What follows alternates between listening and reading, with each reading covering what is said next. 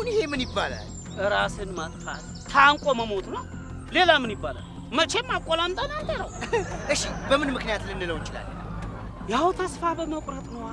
ኑሮ አንዳንድ ሰው እኮ ለምን እንደሚቸኩል ይገርመኛል። እንዴት ይለኛል እንዴ?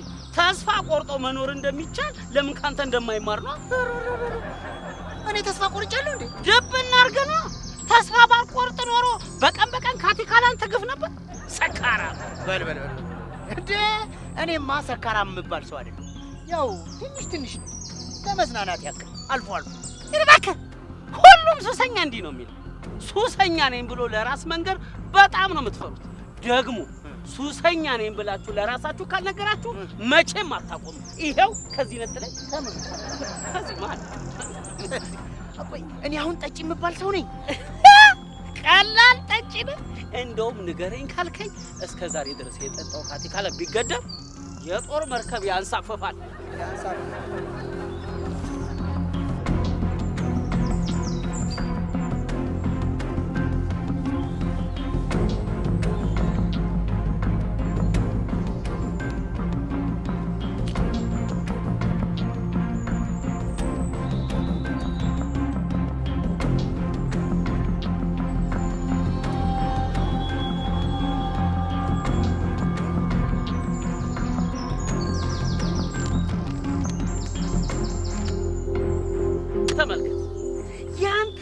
ፉርሽ ነው። እንዴት? ይው የኑዛዜ ወረቀት ምን ይላል እባክህ? መኖር ስለታከተኝ ራሴን አጥፍቻለሁ። ሕያው ሆኖ የሚኖር ሞትንስ የማያይ ማን ነው ይላል መጽሐፍ ቅዱስ። እኔ ግን በገዛ እጄ ሞትን አይቼዋለሁ። ደግሞ እኮ ከሰላምታ ጋር ይላል። ፊርማስ የለው? ኧረ የለው። ግልባጭስ? ግልባጭ ምንም የለም። ኧረ እባክህ ይገለብጣል እንዴ? ለፈጣሪ ነው ያልኩ። አየህ ተገሎ ነው ብለህ አደምድም ያልኩ ለዚህ ነው።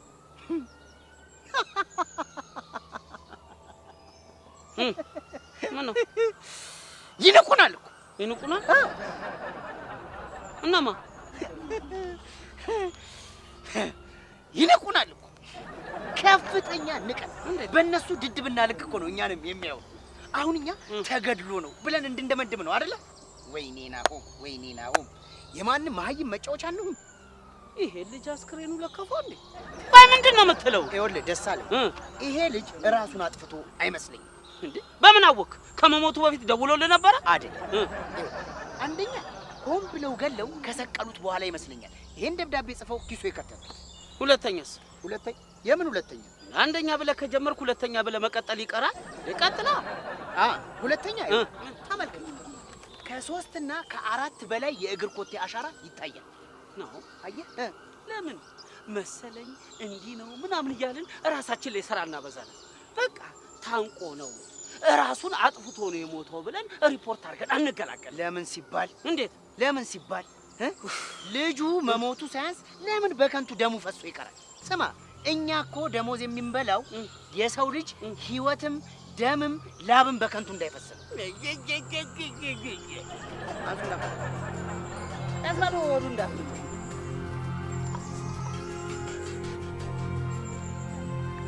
እኔ የምልህ እንዴት ግን ጅብ ሳይበላው አደረ? ጠግቦ ይሆናል።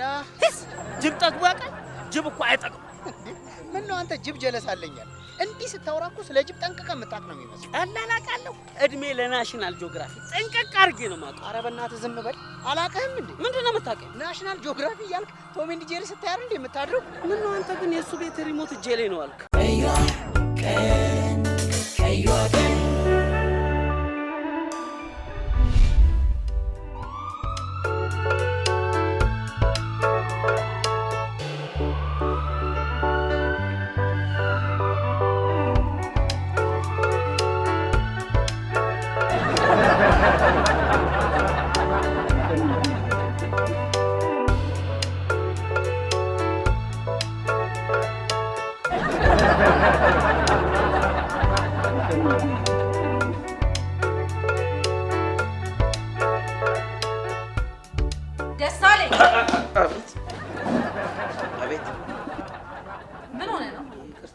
ሰፈር ለቅሶ ነበርና ድንኳን ውስጥ አድሬ ነው። ይቅርታ። በልሽ ተቀመጥ።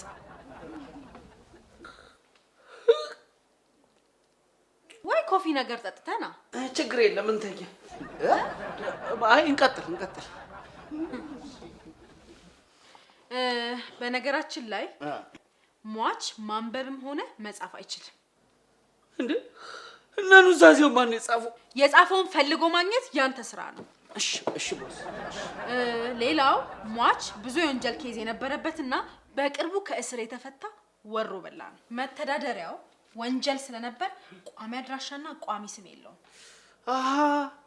ቀለሙ እያለን የምንጠራው ሟች ሌላ ስም አለው ማለት ነው ስም ብቻ አይደለም ስሞች ነው ያሉት ለምሳሌ አበበ ፀሐይ አማረ ቃል ኪዳን አሰፋ ወዘተ ከዚህ በፊት ሲጠቀሙባቸው የነበሩት ስሞች ናቸው ስለዚህ ብዙን ጊዜ በወንጀል እየተከሰሰ እየታሰረ የሚወጣ ከሆነ ከተበዳይ መሃል በቂም በቀል የገደለው ሰው ሊኖር ይችላል ማለት ነው አዎ ሊኖር ይችላል በቃ ቦስ ከሟች ኬዝ ላይ የተበዳዮችን አድራሻ ወስደን ተራ በተራ ማጣራት እንችላለን ማለት ነው ኤግዛክትሊ በተጨማሪም በቅርቡ ከእስር ቤት ስለወጣ አብሮ የታሰሩትን በመጠየቅ ሌላ ፍንጭ ልናገኝ እንችላለን ይቻላል ደሳ እንዴ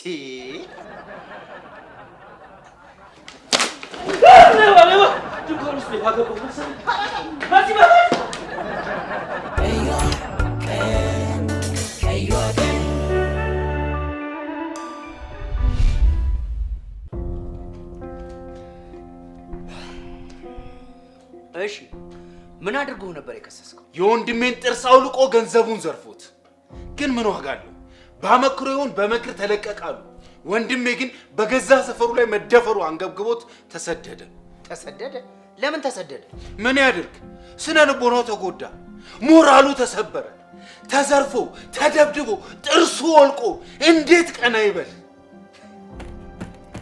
ምን ዋጋ አለው እናንተም አስራችሁ ላታስሩት አስር ነው አላችሁ እኛም ተዘናገን ቂም ቋጥረህ ነበር የሚባል ነገር አለ በዛ ላይ ለበቀል በዝግጅት ላይ ነበር አዎ ነበርኩ ግን ታሰረ ሲባል ከዚህ በላይ በቀል የለም ብዬ እኔም ወደ ስራዬ ተመለስኩ ከዛ ሲፈታ ጠብቀ ተበቀልከው ወይ ሲፈታማ በአጋጣሚ አግብቼ ስለነበረ ከማንም ወንበዴ ጋር አምሮሯጥበት ሁኔታ ላይ ራሴን ማግኘት አልቻልኩም እናማ ጉልበት እግዚአብሔር ነው ብዬ ተውኩት ከሰሽዋል አዎ ከስሻለሁ በማታ ከስራ ስመጣ ጨለማን ተገና አድርጎ ስልኬን ቀማኝ እሱም አልበቃ ብሎት ሊደፍረኝ ሞከረ በአጋጣሚ ስጮህ የአካባቢ ሰዎች ሲመጡ ሸሸ በስንት ውጣ ውረድ ንብረቴን ባላገኝም አሳሰርኩት ምን ዋጋ አለው ትንሽ ታስሮ ተፈታ እና ሲፈታ ለመበቀል አልሞከርሽም በምን አቅሜ እንደውም ተፈታ ሲባል እሱ ራሱ እንዳይበቀለኝ ብዬ አካባቢ ቀየርኩ እሺ አላስገደልኩት ወይም ደግሞ አልገደልኩትም እያልሽ ነው በምን አቅሜ ያልኩህ እኮ እኔ ለራሴ እንኳን እሱን ቢንቢ መግደል አቅም የለኝም የማልዋሽ ነገር ግን በመሞቱ ደስ ብሎኛል የታባቱ የሰውን ባነ ተጠራቅሞ ጎርፎ ነው የወሰደው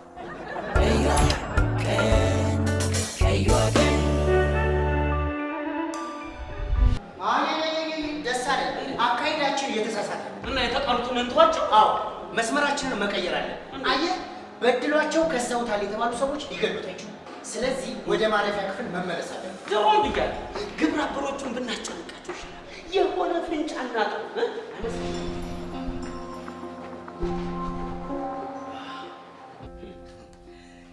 ግድ የለህም አትፍራ እኔ ቃሌን እሰጥሃለሁ ቃል ከጥሜ ያድነኛል እንዴ ከኛ ይልቅ እነሱ እየተፈሩ እኮ ነው ህዝቡ በእኛ ላይ መተማመን እያቃተው ይመጣል እኔ ምን ነው እንውጋው እንዴ ለምን እኛንም እንዲፈሩ ነው ስማ ካልተባበርከን እወጋለሁ መብት የለማ እነሱ የመውጋት መብት ኖሯቸው ነው የሚወጉት ንገረኝ ቆይ ይኸውልህ ታይሰን ማነው ቾምቤ እመኔ የሚደርስብህ ነገር አይኖርም ነገርኩህ እኮ ምንም ማቆ ነገር የለም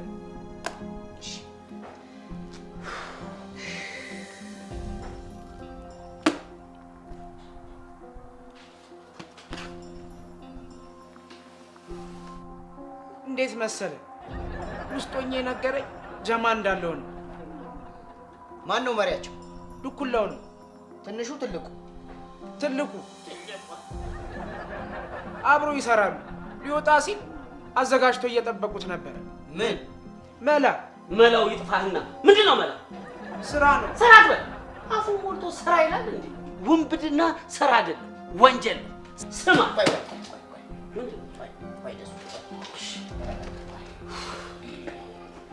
እኔ የምልህ በመሀላቸው መናነቅ ነበር ነው ይመስለኛል። ድማሙ ከሌሎቹ ይልቅ ትልቁን ዱኩላ ይሳፈጧል። ማን ነው ድማሙ? ሟች ነዋ። ወይ ጉድ!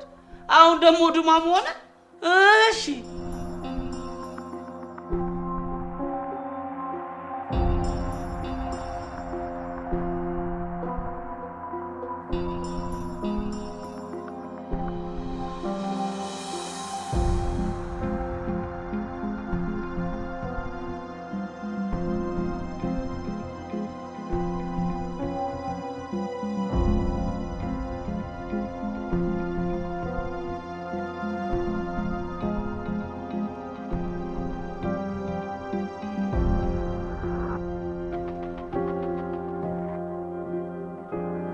በጣም ጥሩ። ለማንኛውም ጨርሰናል። ስንፈልግህ እናስጠራሃለን። መሄድ ትችላለህ። እንዴ ባዶ እጄን? አጨብጭብበት። ቃልህ እውነት ሆኖ ካገኘሁት ነው የምሰጥህ። አረ እውነት ነው እቴትዬን፣ እውነት ነው ወይስ እስከዛ አንድ ሁለት ፍሬ? ምን አንድ ሁለት ፍሬ ምን እናጨስልን? ና ግብዣ ግማሽ የለም። ላይተር እንስታ ጆዋል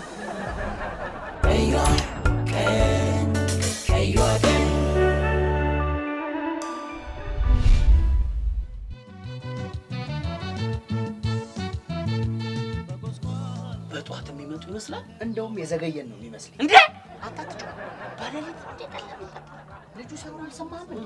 ለመጠጣት ብቻ ሳይሆን ለመሰብሰብም ነው ቤቱን የሚጠቀሙ። ለምን አዳራሽ አጣው? አይደለም ያው እንዳይነቃባቸው ነው። እዚህ ይኖራሉ ብሎ ማን ይጠረጥራል? እንደዛ ቆነ ታዲያ ደስ አለኝ። አቤት ልጅ ይመስል ጥያቄ አታብዛ እንዴ። እኔ ግን ሚሪንዳ ባዘዝ ተከበር እንግዲህ ሰውዬ፣ ስራ እንዳታበላሽ። አይኔ እያየ ጠላ ልጠጣ። ችግር የለውም ጨፍነህ ትጠጣለህ። ባባ ቦዛ እኮ ነው አባዬ፣ ቦዛ። ታንኪዩ። ውስኪ ለጉራ ነው ደም ያጠራል ቢራ፣ የዱርዬ መጠጥ እንደምነሽ ጠላ አለ። አንዱ ዱርዬ ነዋ። አይ ቦዛ ነፍስ እኮ ነሽ። ይሄ ቢራና ድራፍት ሲወደድባችሁ የምትለቋት ነጠላ ዜማ ነች። አየህ ቀድመውናል እና ይሄንን እንከተለዋ። ቆይ እንጠብቅ፣ ሌሎቹም ሊወጡ ይችላሉ። አረ ይሄ እንዳያመልጠን። መጠባበቃቸው አይቀርም፣ የትም አይሄዱ። ይልቅ ዝም ብለህ ጠጣ። መጠባበቃቸው አይቀርም ብለን? አዎ ጠጣ።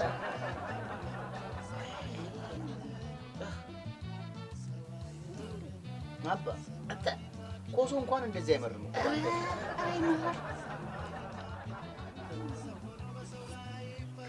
አቅጣጫ ቀየርክ አልቀየርክ ጠላ እኮ ያው ጠላ ነው። ዝም ብለህ ጠጣ።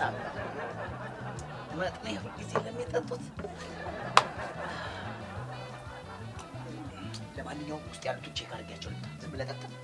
ደግሞ ሂሳብ ሳከፍል በጓሮ ሄዳሉ።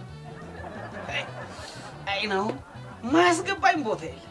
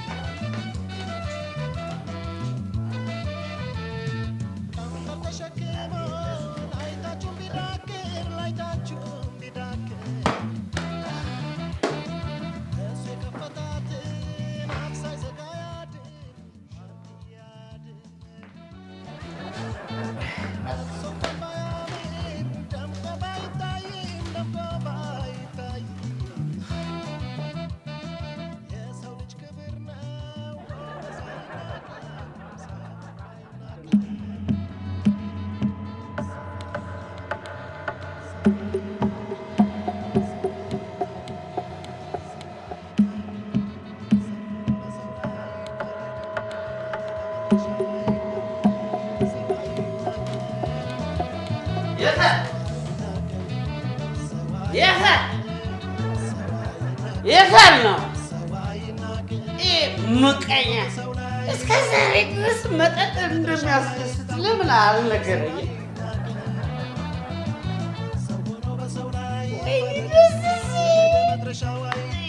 ደስ አለኝ። እስከ ዛሬ ተሸውጃለሁ። ማለት ንገሚ። እዚህ ቤት ደግሞ ችግራቸው መጠጥ ቶሎ ቶሎ አይቀርም።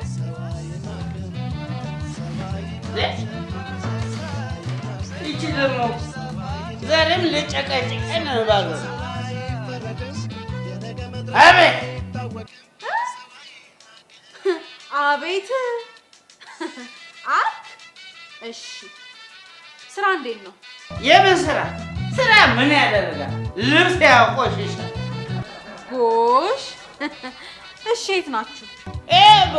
ቦዛ ቤት ነው። ቦዘኔ ቤት ነው። መቀኛ እስከ ዛሬ ድረስ አይወስድ ጠላ ቤት ማለት ነው። ጠላ ቤት አታውቂም?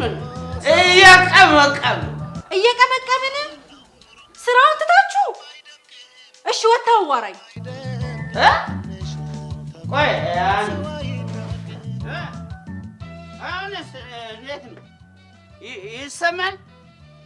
አትጩህ ያልኩሽ አትጩህ።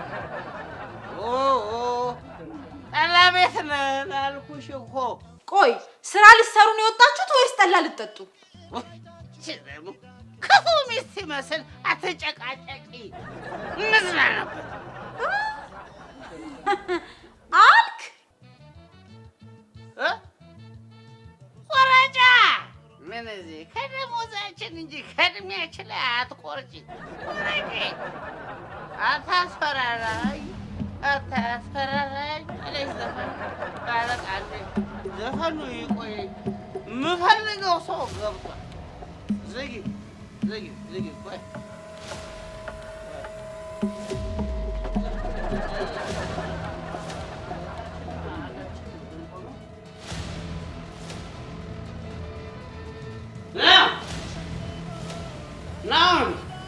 ምንድን ነው የምንጠብቀው? ሶስቱ መሀሉ አይደለን የዘናቸው እንሂዳ። ምንድን ነው ችግር አለ? ወዴት? ወደ ፖሊስ ጣቢያ ነዋ። ጠላ ስጠጣ ሰክራ ስራ እንረሳው እንዴ? ተራራው እኛ ፖሊሶች ነው። ምንድን ነው ችግር አለባት? ችግር የለም።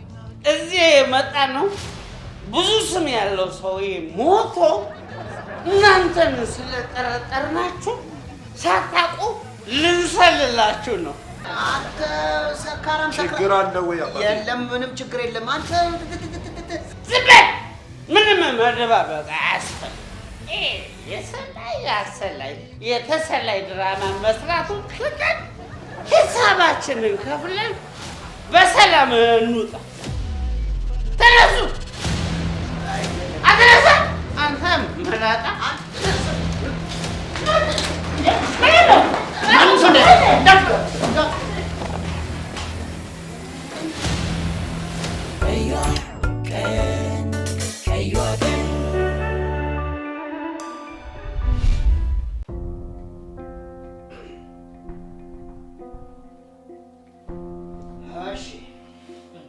ጎረምሶች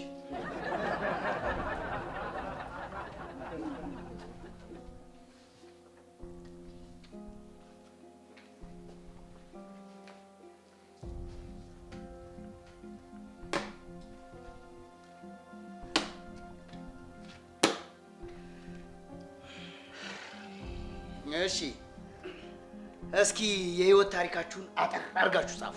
የህይወት ታሪካችን እንድንጽፍ ነው እንደ ያመጣችሁ? ዝም ብለህ ጻፍ። አዎ አታካሮን ትተህ ዝም ብለህ ጻፍ ጻፍ ጻፍ። ዳይ ይመልሳል እንዴ? ዳይ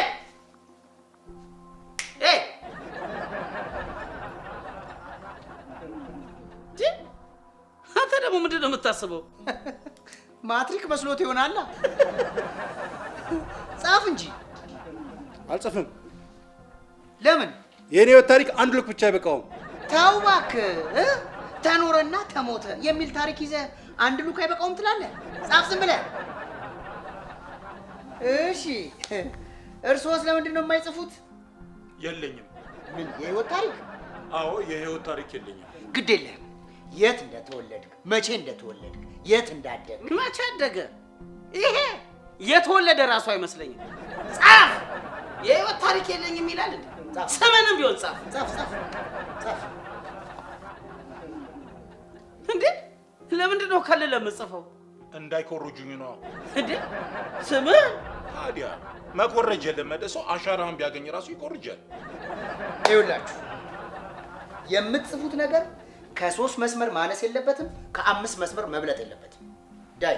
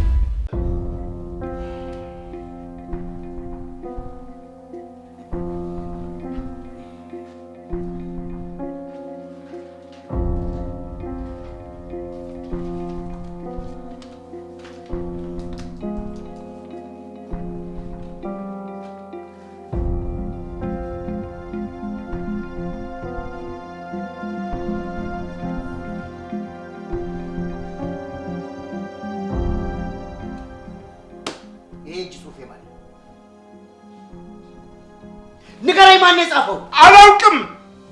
በደንብ ይኸው፣ በደንብ ይኸው። ነገርኩ፣ የኔ አይደለም።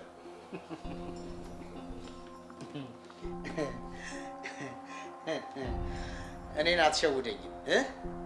በግራ እጅህ የጻፍከው ያንተ የእጅ ጽሑፍ ነው። ቀኝ እጅ የት ሄዶ? ቀኝ እጅህማ ገመድ እያሰረ ይሆናላ። ንገረኝ፣ የማን ጽሑፍ ነው? አላውቅም አልኩ።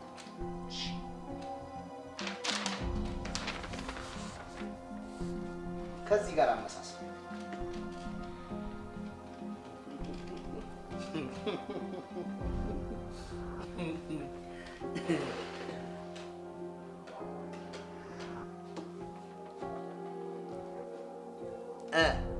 አሁንስ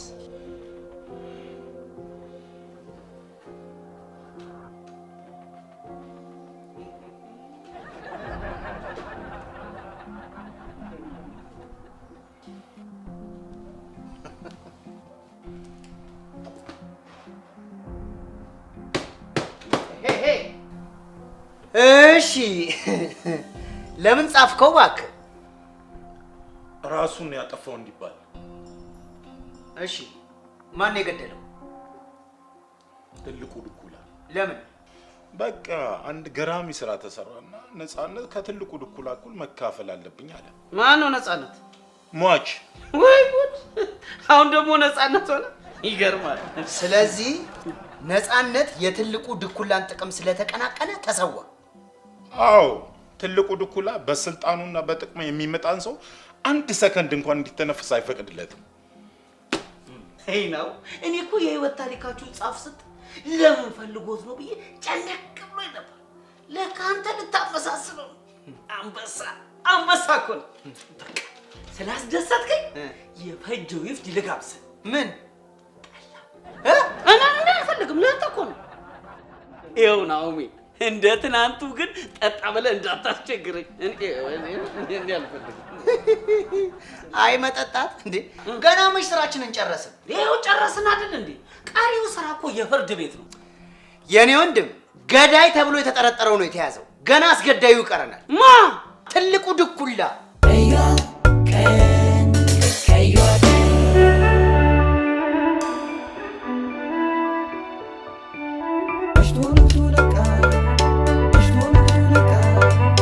ነገን ተስፋ አድርጎ ብርሃንን ፍለጋ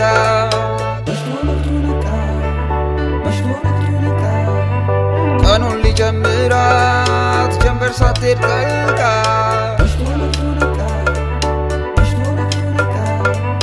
ያሰበውን ሊያደርግ እቅዱን ሊያሳካ